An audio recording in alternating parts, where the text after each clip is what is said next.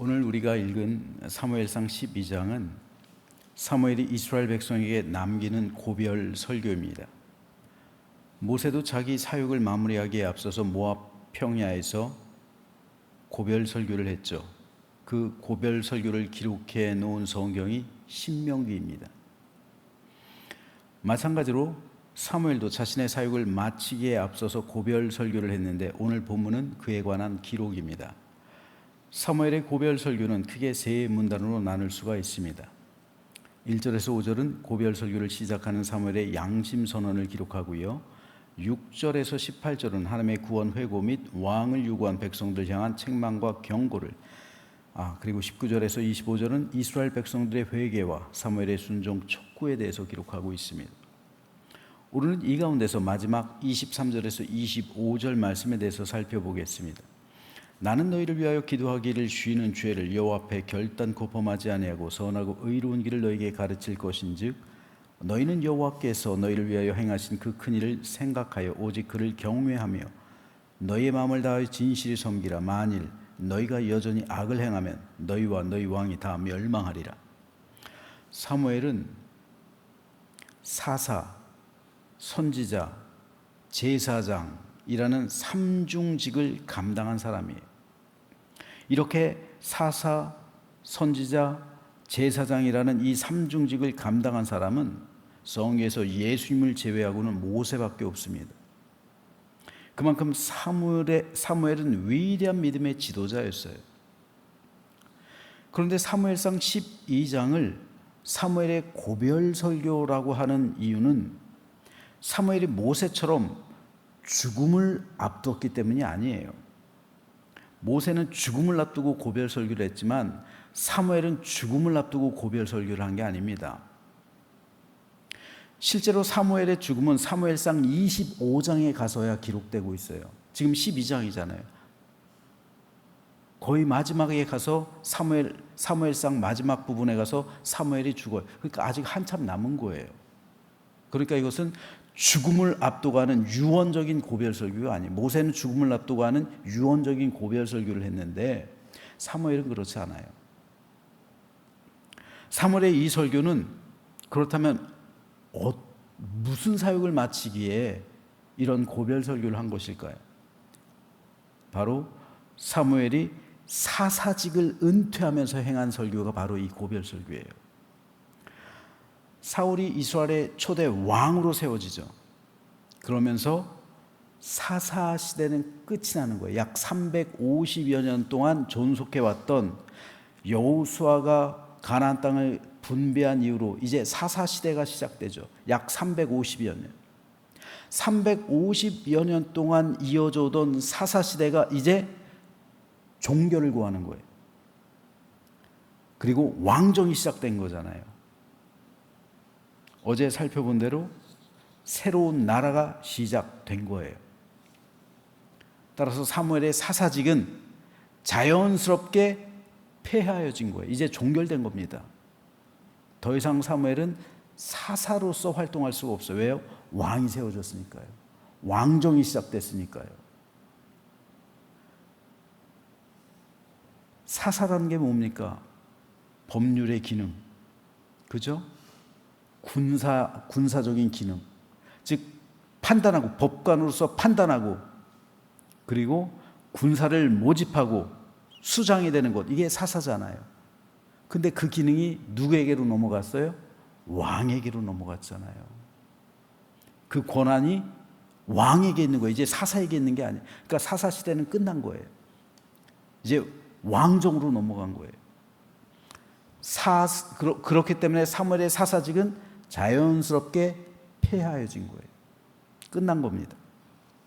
그래서 사무엘은 350여 년간 이어지던 사사 시대를 마무리하고 개인적으로 자신의 사사직을 마무리하면서 마지막으로 이스라엘 백성들 향해 설교 말씀을 전했던 거예요. 하나님의 말씀을 전한 겁니다. 이 설교의 주제는 사사 시대 동안 너희는 계속해서 하나님께 범죄했다는 사실, 그러나 회개할 때마다 하나님께서 너희를 구원해 주셨다는 사실, 이것이 주제예요.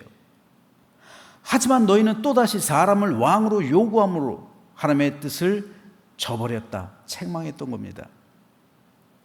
그리고 그것이 악한 일이었다는 사실을 하나님께서 증명해 보이실 것이다 라고서 말하면서 기적을 하나 보여주죠. 그게 바로 우레와 비예요. 이 기적을 보고 이스라엘 백성들이 너무도 두려워했어요. 그래서 자기들의 잘못을 회개하면서 우리가 우리 모든 죄에 왕을 구하는 악을 더하였습니다 라고 회개합니다. 하나님 앞에서 진실하게 회개하죠. 바로 그때 사무엘이 한 말이 바로 오늘 본문 23절입니다. 나는 너희를 위하여 기도하기를 쉬는 죄를 여호와 앞에 결단코 범하지 아니하고 선하고 의로운 길을 너에게 가르칠 것이다. 백성들이 회개했을 때 사무엘은 괜찮다, 이제부터 하나님을 잘 믿으면 된다, 하나님을 이제부터 잘 믿으면 돼, 이제부터 하나님 안에 거하면 돼, 이렇게 말하면서 한 말이 나는 너희를 위해서 기도할 것이다, 이 말을 한 거예요. 자, 여기서 사무엘은 백성들 위해서 두 가지를 행할 것을 결단하는 거예요. 이게 중요한데요. 왜냐하면 지금 이 설교는 어떤 설교라고요? 사사직을 끝맺는 설교라고요. 자신의 사사직을 내려놓는 설교예요. 이 설교를 끝으로 이제 사사직은 끝나는 거예요. 그렇기 때문에 이 사사직을 마무리하면서 하는 이 설교가 굉장히 중요한데, 여기서 사무엘은 두 가지 결단을 하는 거예요. 내가 사사직은 끝내는데 내가 두 가지를 반드시 행하겠다. 이 사사직이 끝난 다음에도. 그게 뭐냐면요, 나는 비록 정치적으로, 군사적으로 이제 여러분을 리드할 수가 없습니다. 여러분을 소집할 수도 없습니다. 나는 이제 더 이상 사사가 아니기 때문에, 이건 왕에게로 넘어간 거기 때문에 더 이상 내가 여러분을 그렇게 지도할 수 없습니다. 지휘할 수 없습니다.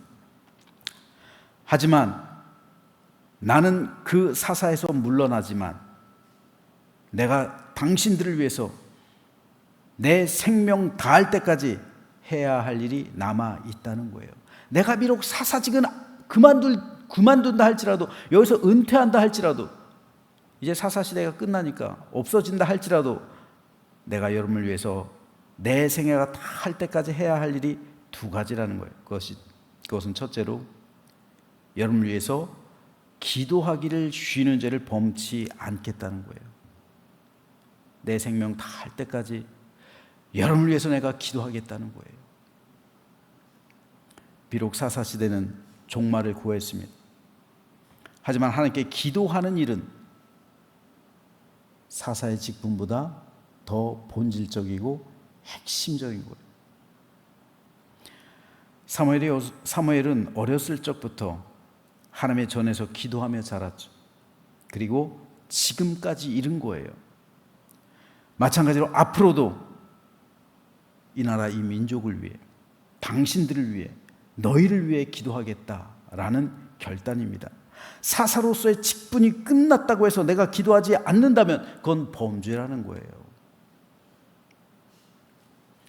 사무엘의 이 고백은 모든 성도에게 해당하는데, 특별히 가장 먼저 목회자에게 적용됩니다. 저도 언젠간 은퇴하겠죠. 하지만 담임 목사직에서 은퇴했다고 할지라도, 그래서 어디론가 떠나간다 할지라도, 제가 죽는 그날까지 우리 교회를 위해서, 성도를 위해서 기도해야 할 줄로 믿습니다. 제가 만일 은퇴하고 제암교회를 떠난다고 해서 우리 교회와 우리 교회 성도를 위해서 기도하지 않는다면 저는 결국 사꾼이 되는 거예요. 왜냐하면 제가 사례비 받고 기도한 것밖에 안 되기 때문에 그래요. 그래서 끝까지 제 생명 다할 때까지 우리 교회와 성도를 위해 기도하는 사명, 이게 바로 제가 은퇴 후에 행해야 할 사역인 줄로 믿습니다. 여러분도 마찬가지예요. 장로직에서 은퇴했다고 해서 기도하기를 쉬면 안 됩니다. 한번 하나님께서 우리에게 주신 직분과 사명은 우리가 죽는 그날까지 이행해야 하는 것입니다. 사무엘은 그 사명을 이행하지 않는 것을 범죄라고 말하는 거예요. 사사 직분이 끝났다고 해서 내가 기도하기를 쉰다면 그거 범죄라는 거예요. 제가 담임 목사에서 은퇴했다고 해서 기도하기를 쉰다면 범죄라는 거예요. 여러분들이 가진 그 직분에서 벗어났다고 해서 기도하지 않는다면 범죄라는 거예요.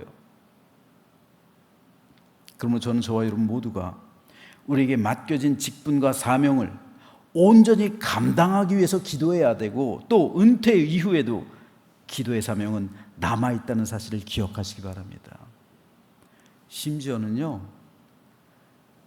요한계시록에 보니까 제단 아래서도, 하늘 제단 아래서도 기도하고 있어요. 성도들이.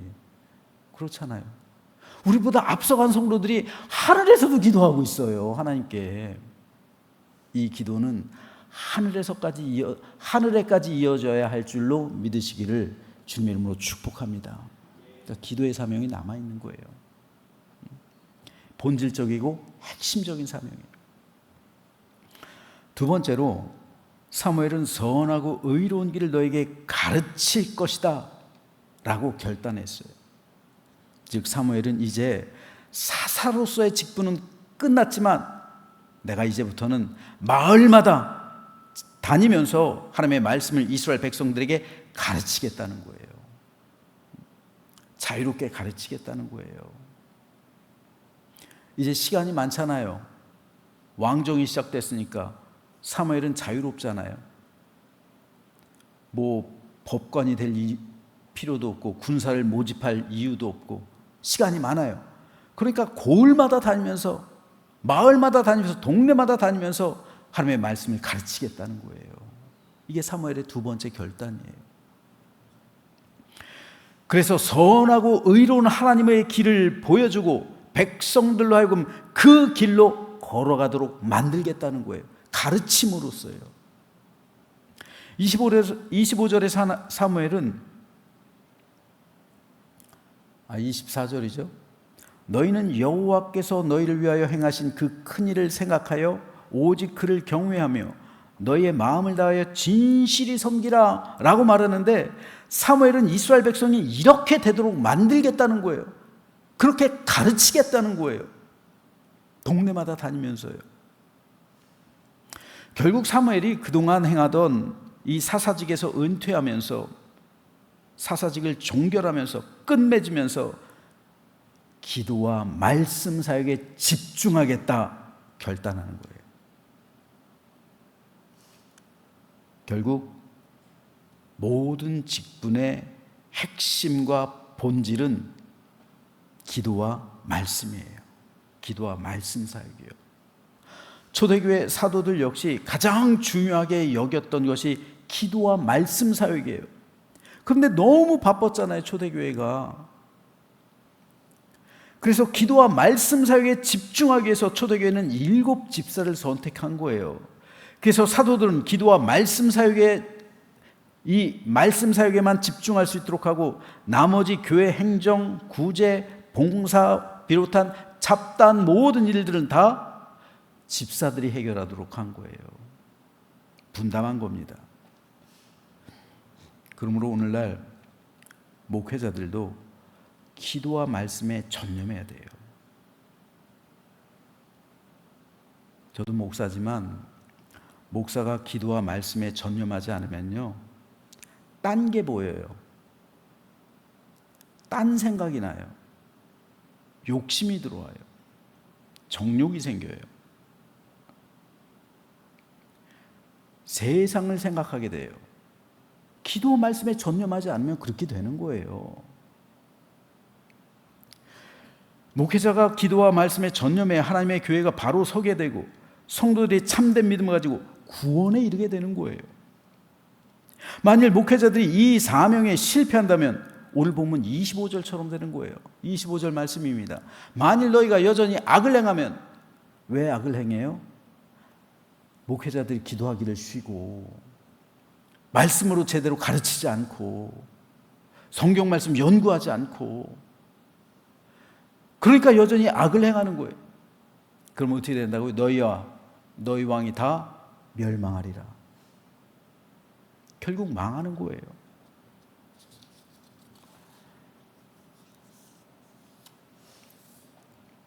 그러므로 오늘 말씀은 먼저 우리 교회에 있는 목사님들을 향한 말씀입니다. 저를 비롯한 두 분의 목사님들을 향한 말씀이에요. 그리고 성도 여러분도 기도와 말씀 사역에 동참해 주시기 바랍니다. 동역해 주시기 바랍니다. 어떻게 하는 것이 기도와 말씀 사역에 동역하는 것일까요? 어떻게 하는 것이 목회자의 기도와 말씀 사역에 동역하는 걸까요?